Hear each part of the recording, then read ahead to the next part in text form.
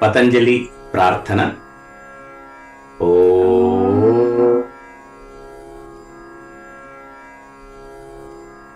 योगेन चित्तस्य पदेन वाचाम् मलं शरीरस्य च वैद्यकेन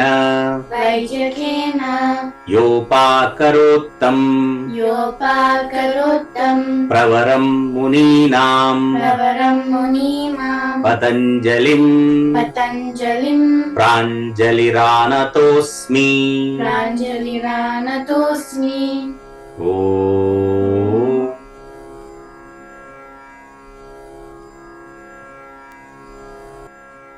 लेसन 18 समाधिपाद टेक्निक 1 चित्तवृत्ति निरोध। योगश्चित्त वृत्ति निरोधः प्रमाण विपर्यय विकल्प निद्रा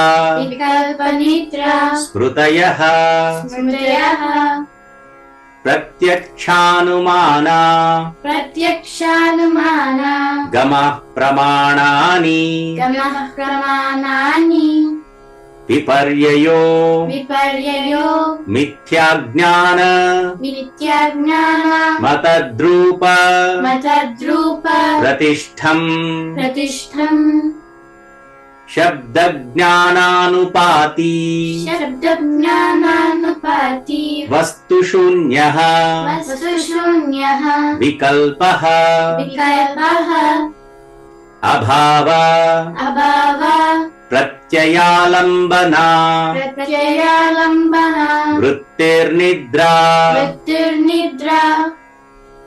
अनुभूत विषया संप्रमोषः स्मृतिः अभ्यास वैराग्याभ्याम् तन्निरोधः। लेसन 18 समाधिपाद टेक्निक नंबर 2 ईश्वर प्राणिधाना। ईश्वर प्रणिधानाद्वा क्लेश कर्म विपाकाशायै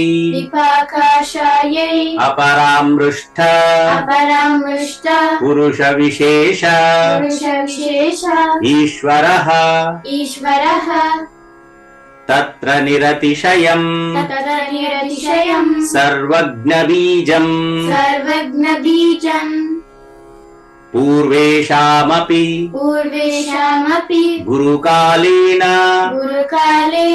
अवच्छेदात् तस्य वाचकः प्रणवः तज्जप तदर्थभावनम्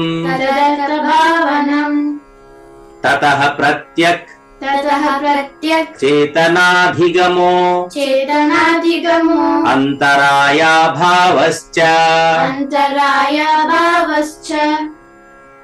व्याधिस्त्यान संशय प्रमादा आलस्य विरति भ्रांति दर्शन अलब्ध भूमिकत्वा नवस्थित्वानि चित्त विक्षेपा ते अंतरायाः। लेसन 18 समाधिपाद टेक्निक नंबर 3 चित्त शांति। मैत्री करुणा मुदितोपेक्षाणां सुख दुःख पुण्य विषयाणां भावनातः चित्त प्रसादनम्